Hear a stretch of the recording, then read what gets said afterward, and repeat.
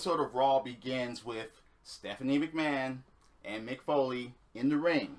So they basically get their pep talk about Survivor Series, and it was the roster of Raw were on the ramp, and basically it was just like, yeah, work together or else. So yeah, they talked about the men's, the women's, and the tags, and they proceed to make matches for the fucking night that will help them team up and work together in order to get prepared for Smackdown at the Survivor Series.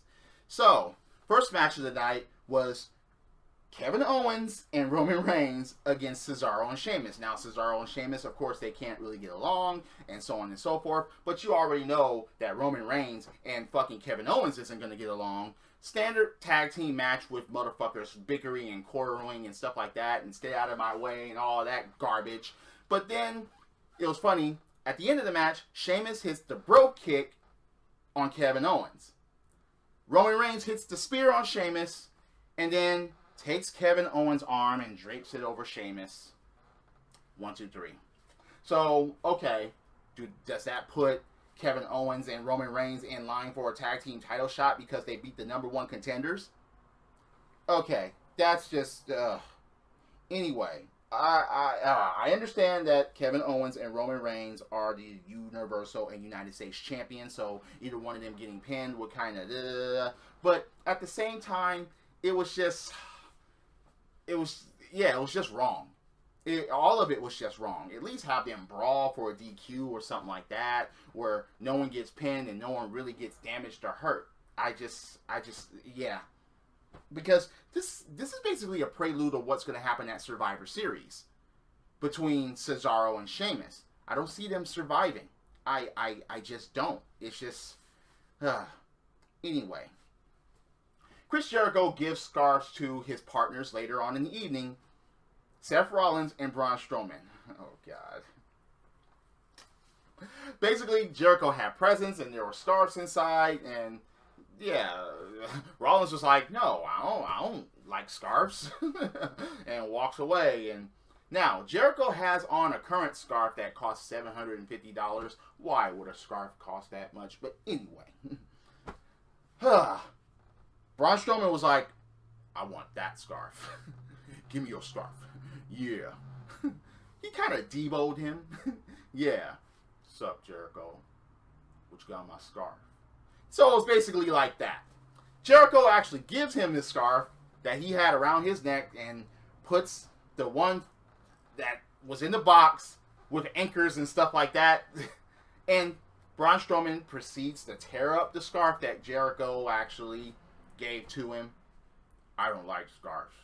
And I don't like you. So he doesn't like scarves. He doesn't like Jericho. And he just walks away. Fine. So, Sami Zayn versus Bo Dallas.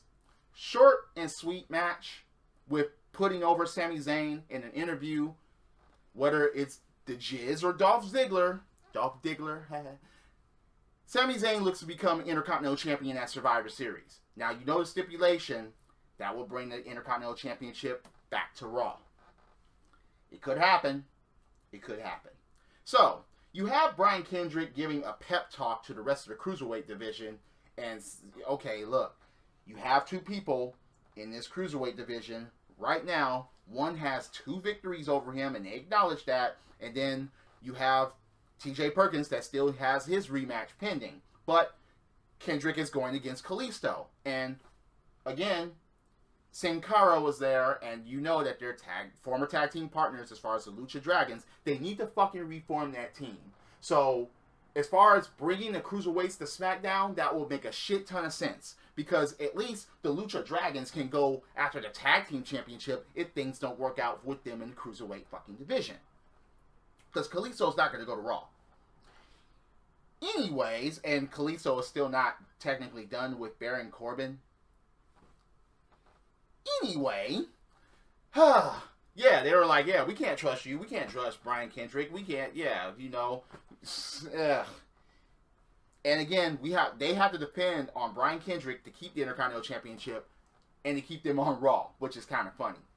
It is. So, you have the New Day introducing Francesca to Turbo. Okay, yeah, video games puns all around. Champs for 450 fucking days, and they have nothing to worry about at the Survivor Series because their belts are not on the fucking line. So they're gonna surpass. It looks like they're gonna surpass Demolition if they hold it until next year. Yeah, that's highly possible. I think Demolition was like 470 something days, and New Day is creeping on to that. So keep that in mind. So yeah. The New Day goes against Chris Jericho, Braun Strowman, and Seth Rollins, who actually worked together to a point.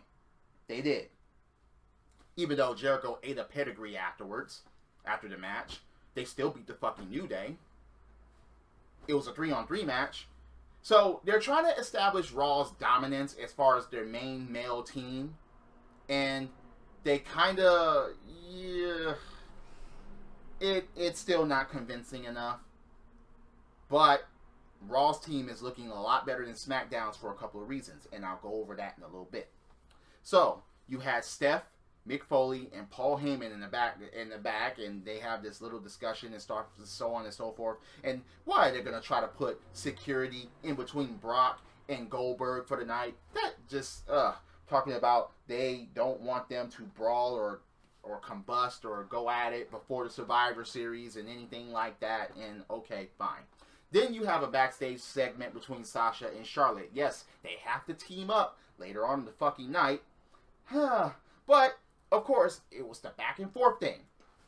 Of course, Sasha wants the championship back. And Charlotte is like, bow to your queen. And, yeah, it's a little conflict between those two. But Sasha is like, yeah, if we lose, it'll be on your hands. It'll be your fault because you're the captain. Charlotte has to actually sit and think about that for a moment because the blame would fall on her as a champion. Even though I think there's no chance in fucking hell that SmackDown's women are going to beat Raw's women unless they totally implode. That's the only way I see possible that SmackDown women beating Raw's women at this point. So, you have Brian Kendrick against Sin Cara, which you already know how that goes. Sin Cara loses. Okay, look. Why? Why would you even... Okay, they're not going to have another person beat Brian Kendrick at this point. He has his title defense coming up at Survivor Series. But, yeah, they only put that together because of the history with Sin Cara and Kalisto being the Lucha Dragons. That was the only reason why that shit happened. And it was just a fucking waste of time, in my opinion. Even though it was the proper build, it was still a waste of fucking time because of how long the fucking match went. So, you have a Lesnar Goldberg face-to-face tease. Because they never actually got face-to-face. Of course, there wasn't going to be a handshake between the two. They weren't going to go at it. They weren't going to let them go at it unless it was going to be at the end of the fucking show and a roster separating the two. No, that wasn't going to fucking happen. But, yeah, it was basically a tease with Goldberg just telling fucking Paul Heyman to shut up. And, of course, Brock Lesnar basically saying nothing except shut up to the crowd when they were going, Goldberg, Goldberg. Yeah, that's just... That's not going to come to an end. That's not going to stop. It's just, alright. Paul Heyman got thrown off of his game. That's an insult to us. Because you had that beast standing right next to you. So how the fuck are you scared of the man that's in between security, and you got that beast standing right next to you, and you got thrown off your game as far as commentary? No. As far as on the microphone, Paul Heyman is one of the best on the fucking mic ever. And he got thrown off he got intimidated by Goldberg? Telling him to shut up? Paul Heyman should have just powered right through that and kept talking. That made no sense to me. So, Goldberg ends up throwing these fucking rent-a-cops that were called. And, yeah, Goldberg clears the ring of them and tells the rest of them to run. And, well, what do you know? It's Goldberg and Brock Lesnar, the ones that are left in the ring. And Brock Lesnar just walks away. Yeah. I don't think this is going to happen, but I really hope that this match at Survivor Series is way much better and way more functionable than the match that they had at WrestleMania 20. But, who fucking knows? Anyway, that was a tease, but you knew that was going to happen. You knew there wasn't going to be any confrontation, and they didn't even get face-to-face, really. They just kept their fucking distance from each other. Anyway, it was kind of fucked up with Brock. I mean, with Heyman was talking about Goldberg and his family and his kids, and he's gonna get beaten and stuff like that, and he'll get beat so bad that his Goldberg's son will call Brock Lesnar daddy. That was kind of funny to me, and it was like, oh yeah, and that's when Goldberg went crazy and start throwing the security guards. But anyway, you had Nia Jax and Alicia Fox. Yeah, that team's gonna work against Sasha and Charlotte. Yeah, that team's gonna work. But again, they're chumping out Nia Jax here. Yes, Nia Jax wasn't a part of the pin. She was dominant at the beginning. She was. But at least she didn't get pinned, but she got kicked out of the ring fairly easily. So Alicia can get submitted by Sasha Banks in the Banks statement. And it's like, all right, Bayley was commentating and she goes to the ring at the end and she tries to raise both arms. They're trying to do the unity thing for all three of these fucking teams, Raw versus SmackDown, but it's like, it's just not clicking because you have faces and heels on the team and they got to come together for Raw. And this is the thing that just, you had, this killed the night for me. Enzo and Cass with Anderson and Gallows on an 8-man tag team match versus the Golden Truth and the fucking Shining Stars. Okay, look. That killed the night for me. Because I like Enzo and Cass. I like Anderson and Gallows. The Golden fucking Truth teaming up with the Shining Stars, the teams that no one fucking gives a fuck about. Period. They're just comedy teams and repackaged teams over and over again, and we just don't fucking give a fuck about them. They're pathetic. They shouldn't even fucking be there, and neither of those teams should ever get to the tag team championships on either fucking show. Sorry, that's just my opinion. Oh, and by the way, Enzo and Cass and Anderson and Gallows end up winning the match. Oh yeah, it was kind of teamed up. Yeah, Enzo was gonna go for a splash of the top rope, but Anderson, didn't make the tag. No, it was Gallows that didn't make the tag and just covered one of the shining fucking fuckers and got the pin. Mind games, even going in Survivor Series when you're supposed to be teamed up, yeah, that's a bad omen. So, you had Raw versus SmackDown. You had Shane O'Mac and Daniel Bryan get introduced by Mick Foley and Stephanie McMahon. Now remember, Shane McMahon is actually a part of SmackDown's team. And yeah, it was a give or take issue on the microphone. Stephanie had the nerve to say that Shane McMahon is most famous and he panders to the crowd because he panders to the crowd and does all kinds of leaps from high places knowing that Mick Foley is standing there. And Daniel Bryan pointed it out. It's like, yeah, he leapt from high places too and he panders to the fans as well. Not that there's anything wrong with that, yeah, but that was fucking pointed out. Steph is trying to say, yeah, it was all about Shane's ego, and for Stephanie, yes, business as usual, her threatening her fucking roster and trying to be something, a high ruling class, and yeah. Then, okay, Raw's team gets introduced, the men's team. Yeah. Kevin Owens, Jericho, Strowman, Roman, and fucking Seth Rollins. Well, Seth freaking Rollins. But out of the crowd comes Team SmackDown. Unified. Not bickering. Not quarreling. They put that shit aside really quick and all of them was wearing SmackDown t-shirts. Oh. And James Ellsworth was there. And it was hilarious between Jericho and the rest of the fucking team, especially when it came to Jericho talking to AJ Styles. Now, of course, they were Y2 AJ at one point. AJ Styles, you had the WWE World Champion and the Universal Champion in the same ring.